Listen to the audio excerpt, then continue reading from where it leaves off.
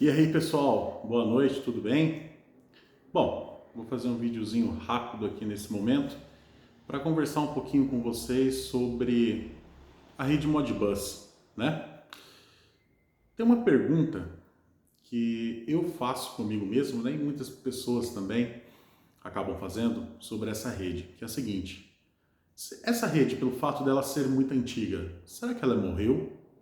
Será que de fato essa rede industrial, ela realmente hoje não faz sentido, né, nós temos essa rede industrial hoje nos nossos projetos de automação industrial, pelo fato dela ser uma rede mais antiga, uma rede que trabalha com, né, de forma síncrona, né? Tem que fazer muitas configurações para a gente poder desenvolver toda a parte de configuração dela. Bom, eu quero expor para vocês um pouco da minha opinião sobre essa rede Modbus e quero também, né, mostrar para vocês que sim, essa rede é uma rede industrial muito bacana que pode sim ser encaixada em projetos de automação da atualidade, tá legal? E não só isso, né? Ela é muito versátil em algumas aplicações, por mais que você tenha redes mais modernas, como Profinet, Internet IP, dentre outras aí no mercado, tá? Bom, falando um pouquinho sobre a rede Modbus. Essa rede, pessoal, ela foi desenvolvida, tá, na década de 70 por uma empresa chamada Modcon, tá legal? Essa empresa Modcon, hoje ela faz parte do grupo Schneider Electric, tá? E na verdade acho que nem existe mais esse termo, eles descontinuaram, né, o nome dessa empresa. Mas quem criou foi a Modcon, tá legal? E era uma rede muito simples, baseado num sistema mestre-escravo, requisição-resposta, tá legal? Ou seja, eu tenho um nó mestre, um nó escravo, né? E eu tenho requisições do mestre para o escravo e uma resposta do escravo para o mestre, tá legal? Baseado num protocolo que pode trabalhar com RTU, TCP ou ASCII2, tá? Bom, é uma rede muito versátil e pelo fato dela ser uma rede antiga, ela se difundiu muito nos equipamentos industriais. Inclusive, até hoje a gente encontra muitos dispositivos, tá? Legal, professor Samuel. Essa rede é interessante, ela tem, né, 3 derivações, pode trabalhar com RTU, ASCII2 ou TCP, né? Cada protocolo tem as suas particularidades. Mas deixa eu te fazer uma pergunta. Por que, na sua opinião, ela é tão atual? Né? Fazendo uma pergunta para mim mesmo aqui. Cara, gosto muito dessa rede, por quê? Pela praticidade. Ela é muito simples de se configurar, é uma rede fácil de trabalhar. E também eu gosto muito dela porque, cara, imagine, vamos falar do Fusca, certo? Cara, o Fusca tem em todo lugar do mundo. Onde você vai tem Fusca. Por quê? Porque o Fusca é um carro antigo, um carro bom, um carro simples e eficiente, né? Tudo bem, hoje não é mais, mas na época foi um carro eficiente. A rede Modbus, ela é, entre aspas, um Fusca, na minha opinião. Então você acha a rede Modbus em todos os dispositivos do mercado. Salvo, né, algumas fabricantes, mas você encontra em todos os dispositivos do mercado, tá? Então esse é o primeiro motivo pelo qual ela é muito interessante. Segundo motivo, ela é fácil de configurar, tá legal? E terceiro, você tem, pessoal, um conteúdo na internet, em livros, né, em professores, você tem um conteúdo muito bacana na internet. Ou seja, é fácil de encontrar materiais para você poder estudar. Por mais que você tenha, né, né, o Modbus Specification, se você entrar no site lá modbus.org, perdão, você vai encontrar a especificação do Modbus detalhada lá, tá? Por mais que você tenha esse documento padrão, ainda no mercado na internet você tem muito material, muito conteúdo, tá legal? Então esses são alguns motivos. Tudo bem, professor. Agora vamos falar um pouquinho sobre essa rede versus as redes atuais, principalmente Profinet, Internet IP. Vamos falar um pouquinho sobre o Profinet? Cara, o Profinet é uma rede espetacular. Siemens trabalha muito com ela, mas não só Siemens, mas outros fabricantes do mercado também. Mas eu quero te falar uma coisa. O Profinet é uma rede espetacular quando você vai pegar um nó mestre, que seria, por exemplo, um S7200, um S7500, e um nó escravo, por exemplo, um inversor de frequência. E você precisa estabelecer a comunicação usando o Profinet, por exemplo. Por que é espetacular? Porque quando você vai trabalhar com o Profinet, meu amigo, minha amiga, basta você baixar um arquivo chamado GDSML, tá? Que é uma evolução do arquivo GSD do protocolo Profibus DP, tá? Pega esse arquivo GSD-ML, o ML seria aí que é uma fusão do arquivo GSD do Profibus com o arquivo XML, ou seja, o formato dele é XML.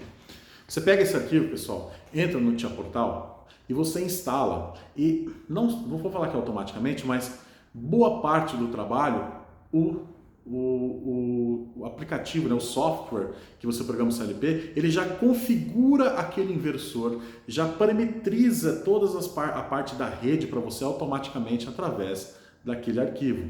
Então ele já faz um mapeamento e através desse mapeamento, né, o CLP faz uma comunicação cíclica, tá, com o nó escravo. O que eu quero dizer com isso? Quando eu falo uma comunicação cíclica, é a seguinte: eu tenho o nó mestre e tenho o nó escravo, certo?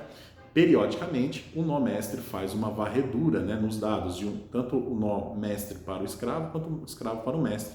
Ou seja, os dados são sincronizados de forma automaticamente. E você, não só isso, mas você tem diversos outros recursos, tá? O Ethernet IP segue mais ou menos a mesma ideia. No Ethernet IP você tem um adapter e o scanner, então você tem um dispositivo scanner que ele fica fazendo a varredura dos dados do adapter e vice-versa, ou seja, troca dados de forma fácil. Legal, pessoal. Na minha opinião, Ethernet IP e Profinet é muito interessante quando você já conhece o nó escravo que você vai trabalhar, todos os parâmetros de rede que você vai trabalhar. O inversor, ele já é conhecido, né? São parâmetros que já são conhecidos, tá entendendo? Então, é frequência, velocidade, é tensão, você tem ajustes, né, de entrada e saída, enfim, ou seja, é um equipamento que já é conhecido. Ou seja, a parte de rede dele, os parâmetros de rede são conhecidos. Então, é legal você pegar esse arquivo, no caso do Ethernet IP é o arquivo ESD, no caso do Profinet é o GDSML e no caso do Profibus DP é o GSD. Aí você instala ele no software de programação do PLC e automaticamente ele já estabelece uma comunicação sensacional, show de bola. Tá legal? Ele já configura tudo para você automaticamente. Ok, professor, mas e se eu precisar pegar, por exemplo, um CLP, certo? E eu precisar comunicar esse CLP com o sistema supervisório. Se você pegar um CLP e precisar estabelecer uma comunicação com um supervisório, você vai perguntar, bom, o inversor de frequência, os parâmetros de rede já são conhecidos porque a gente já sabe como trabalhar com inversor, beleza? Agora, e o sistema supervisório? O fabricante do supervisório, do CLP, ele vai saber quais são os parâmetros que você precisa, quais são as tags, vou falar um termo melhor aqui, quais são as tags que você precisa. No inversor eu sei quais são as tags que eu preciso, frequência, velocidade, corrente, tensão, entre outros. Agora, no supervisório, eu não sei, você entendeu? Eu não sei, infelizmente eu não sei. Por quê? Porque é algo customizado para cada processo, para cada projeto. Então aí, a rede Profinet e a rede Ethernet IP, por exemplo, que são as redes clássicas aí, elas não ficam legal de se trabalhar, é muito complexo de se configurar, você entendeu? Nossa, professor, mas eu consigo estabelecer uma comunicação tranquila, né, entre, por exemplo, o Tia Portal, né, um S7200 da Siemens, um S7500 da Siemens, com o ICC Explorer, ou seja, com o software, o ICC, que é o supervisório da Siemens. Tudo bem, meu amigo, é via Profinet, mas vamos lá, né, você faz uma comunicação direta com as data blocks do Siemens. Né? No Rockwell você faz uma comunicação direta com as memórias do Rockwell, entendeu? Por quê? Porque é um protocolo meio que é nativo, né?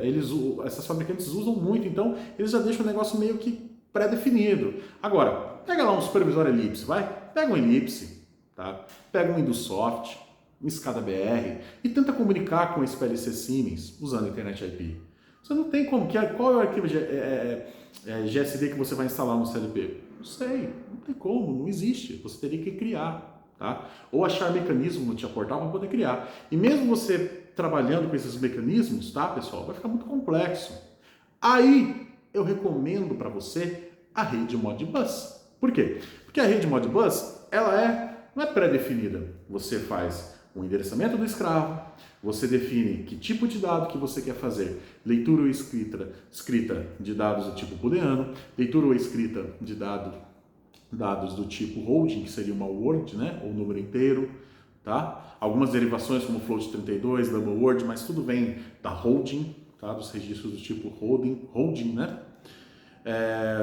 Você tem que definir o endereço para as tags, ou seja, é uma rede que você precisa configurar de acordo com a necessidade do seu projeto. Então, quando você pega, por exemplo, projetos onde, né, você precisa definir as tags, tá, entre o nó mestre e o nó escravo, entre os nós, eu recomendo que você trabalhe com o Modbus. Por quê? Porque daí você vai criar as tags do zero. Não é um arquivo pré-definido como um GDSML ou um GSD que vai estabelecer isso para você. Você vai criar essas tags, você vai criar isso do zero.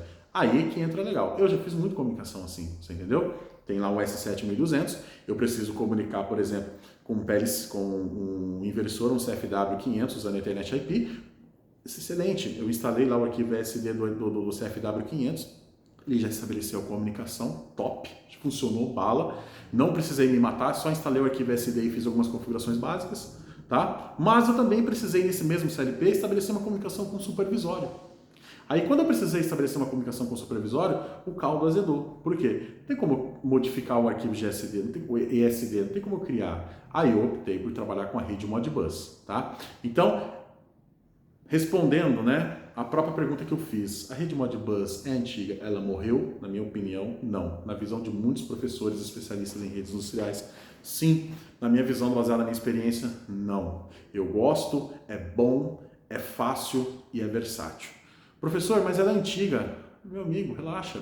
O que é antigo é a estrutura dos dados, é o protocolo que está no formato antigo, tá? Mas a camada física de transporte de dados continua sendo atual. Então você vai trafegar, por exemplo, né, a rede Modbus, que é um protocolo antigo, formato antigo, lógica antiga, tá? Mas você vai estar trafegando esses dados numa camada física atual. Então, se você trafegar Profinet ou trafegar Modbus TCP, cara, sinceramente, você vai ter uma velocidade, você vai ter uma boa velocidade, uma boa transmissão da mesma forma. Tudo bem, a Profinet tem algumas particularidades, que é plug and play, entre outros, tá? Outras características. Mas, cara, vai rodar muito bem. Eu já fiz muitos projetos assim. Então, professor Samuel, rede Modbus, morreu? Não vai morrer tão cedo. E outra coisa, meu amigo, minha amiga, veja quem é mais famoso, Profinet ou Modbus. Pega os dispositivos do mercado, pega lá, pega uma gama de dispositivos do mercado, bata uma aposta com você. Modbus, você vai encontrar muito mais dispositivos usando Modbus do que Profinet. Então é muito famosa, por isso que essa rede não morre. Meu amigo, minha amiga, nós estamos em 2023, tá? Na data de publicação desse vídeo, eu ainda tenho comunicação serial 485 e 232, que é comunicação serial, ainda continua. Você tem notebooks, computadores industriais que ainda utilizam essa rede. Por quê? Porque é versátil, porque é fácil, porque é boa. Você entendeu? Então não vai morrer tão cedo assim. Né? O Modbus segue a mesma linha de raciocínio, não vai morrer tão cedo assim, tá? Bom, espero que eu tenha passado algum conhecimento para você. Na verdade, foi mais um vídeo expressando a minha opinião sobre essa rede, né? E eu defendo ela. Gosto de Profinet, gosto de Ethernet IP, trabalho com IO-Link, trabalho com ASI, trabalho com Ethercat, entre outras redes aí do mercado. Mas, meu amigo, eu gosto muito do Modbus. E eu vou falar a verdade para você, tá? A minha opinião. Eu vou continuar usando muito e eu tenho certeza que muitos fabricantes ainda continuarão usando essa rede durante muito tempo no mercado. Legal? Espero que vocês tenham gostado desse conteúdo, tá bom? Forte abraço!